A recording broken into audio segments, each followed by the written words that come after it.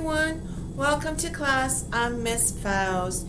Do you have your paper handy? The one from last class period? Because we're going to continue with our notes on the literary elements. Today is day 2 of 2 days of note-taking. Okay?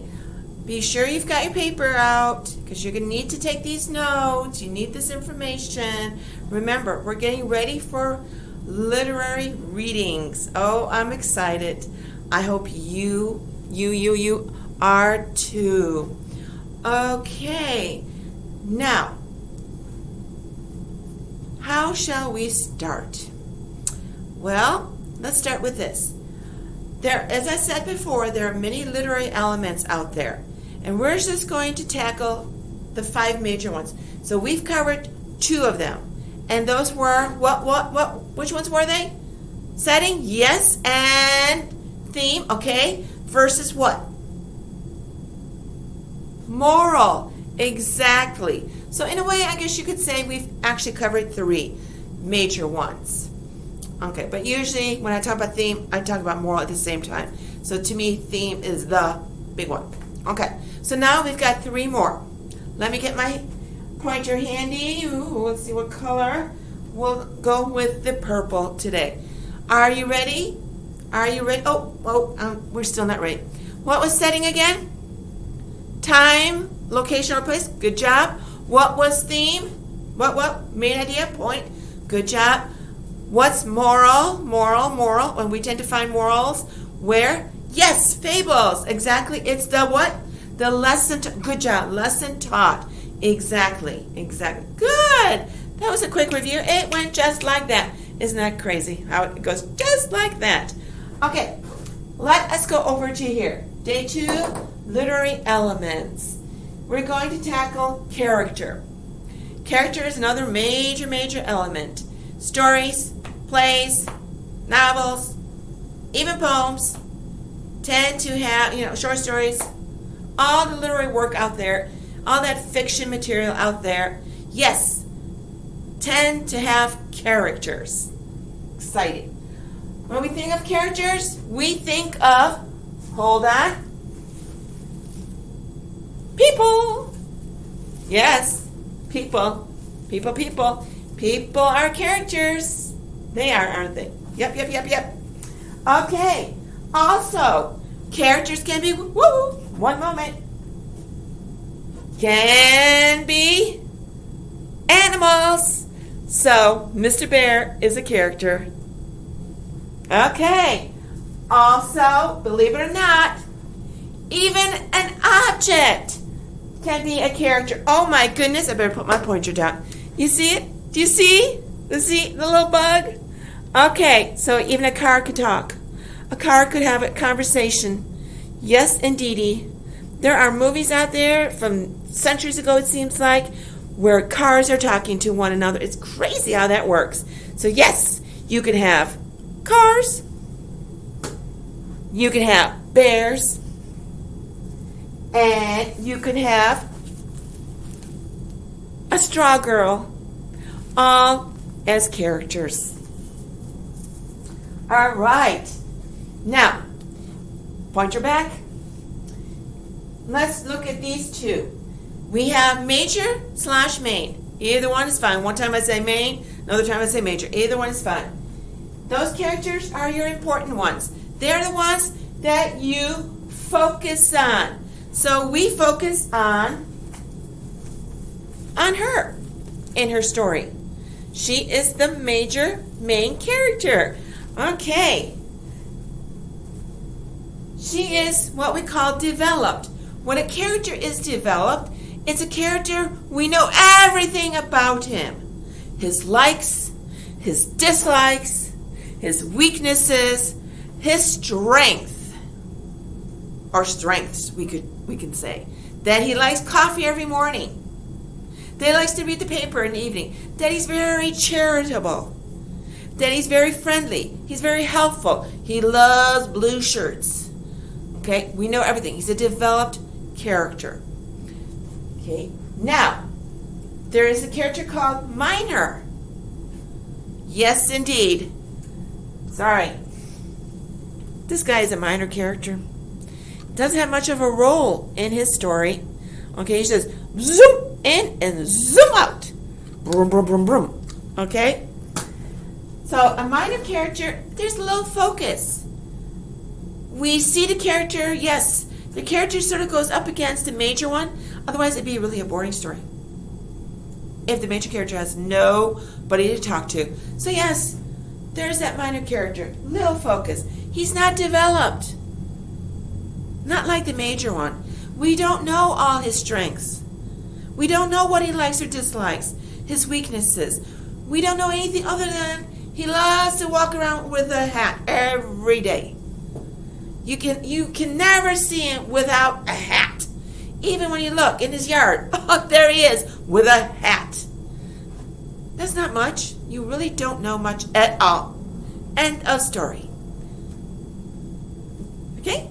Good. Let's move on. All right. Here we are. Plot. Plot, plot, plot. It is the question, what happened? What happened in this story? But the definition, one word, is all you need to remember. Action. Remember the action. Remember that. Action. From beginning to end. Plot, plot, plot. Okay? Now, there are parts that make up that plot. And two of those, the major ones, are conflict and climax. Good job. Your conflict is the problem. Without a conflict, you have a how to fix a manual type situation. Okay? How to fix this. How to fix the TV. How to fix the doll. It's just a manual. There are no characters. There is no theme. Okay? So we need a problem. Writers will put that problem in, that conflict. Even in poetry, you'll have a poem that's almost like a story, and yes, there is a conflict. There are 4 kinds, and they all start with man. That's why instead of keep writing it, you can use the quotation marks. Yes, that includes women. I've been asked before, isn't there man versus woman? No, man includes women. It's men and women. So you have man versus man. 2 people fighting with each other. Not physically necessarily. Okay? Be careful with that. Could be over an idea that they may have shared. Hey, that was my idea. No, it wasn't. I said it. Okay. Nature. Whoa. You're out in the woods. It's dark. It's cold. And all of a sudden, roar. Whoa, that's nature. You're having to fight with this bear. He does look friendly, though. Okay. Self. Where it's you. In other words, the person having to deal with something on the inside. He knows if he does that, he may lose his friends. If he doesn't do it, then he may feel bad, and so on and so on. It's a matter of right or wrong. So you're fighting within. Society. You're the type of person, and when I say you, it's in general. You're the type of person that goes out and helps people. You see an empty house in a block, nice neighborhood, and you want to help the homeless. But the neighborhood says, no shelter here. Society. So you've got the conflict. And it tends to go to the climax. Climax. It's the high point of your story, your play, even the poem, your novel, whatever it is you're reading in literary form. Okay? It's the high point. It's the most exciting. That's when you find out that, yes, I had the idea. At least I thought I had the idea, but you know what? You said it. And it may be that you said it before, I'll let you have it. That's at that point, you find out that they may get over it. They may no longer have a problem. So it's the high point of whatever you're reading. It's the exciting part. Exciting. tends to be the exciting portion.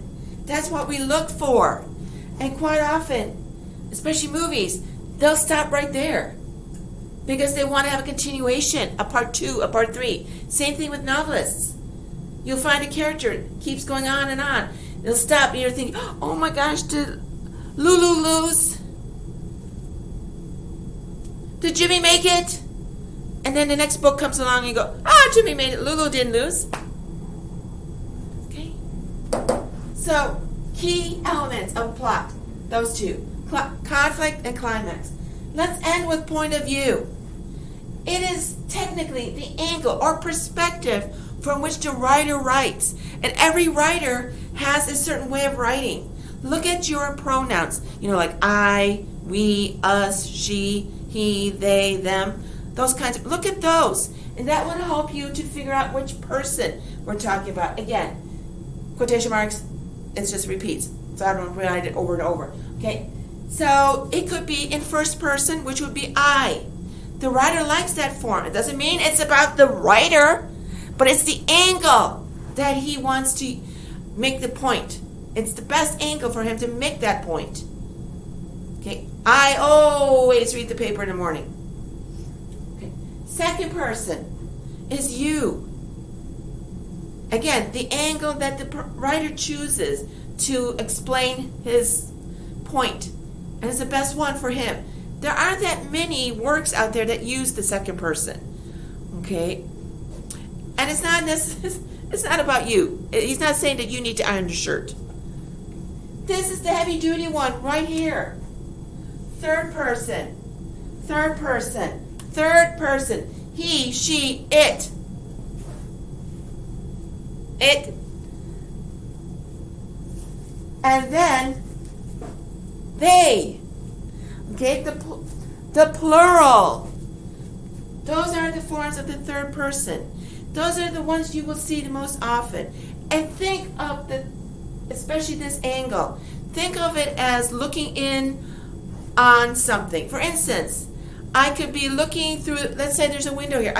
I look through the window and I see people walking. And I say, she sees a couple strolling across the street. She sees a dog running after them. So you're on the out looking in. So out to in. Okay? This is the one we use. Most of the time it seems like. Okay. So I'm looking in on the scene. I'm on the outside of the scene. I'm looking in. And I'm reporting what's happening. What I see. Okay? Character, plot, point of view, setting and theme are the 5. Yes, moral. Major ones. Okay, this is your assignment that I need you to take care of today. It is due today. Send it on to me as soon as you've got it. You're going to need a dictionary. Okay? You may remember some of this, but I want you to check to make sure you're on the right track. Okay. It's right here. You may need to pause this video so you can copy it down or just watch the video over and over and over. I will read these words to you. Okay? But you'll need this. You're going to define 10 elements. I want you to be aware of them because writers do use simile in poems. Writers do use the tone. What tone is being used in this story? You need to be familiar with them. Okay, I may not sit there and go, okay, we're dealing with foreshadowing today. Let's see what kind of... I may not say that to you, but you've got to be aware. Especially if you catch foreshadowing, that you can tell me, hey, Miss Fowles, there's some foreshadowing going on. But if you don't know what that means, how can you say foreshadowing going on? Okay. Tone, mood, irony, foreshadowing, allusion with the A, not I, different. Imagery, symbolism, personification, simile, and metaphor. There are so many elements out there, but these are the ones I want you to focus on. You got 5? I want you to add 10 to your list. So please use your dictionary and write those definitions down. Your dictionary from your memory bank, but verify that you're on the right track. Send it on to me. And my little car and I wish you a great day. Till next time. Bye-bye.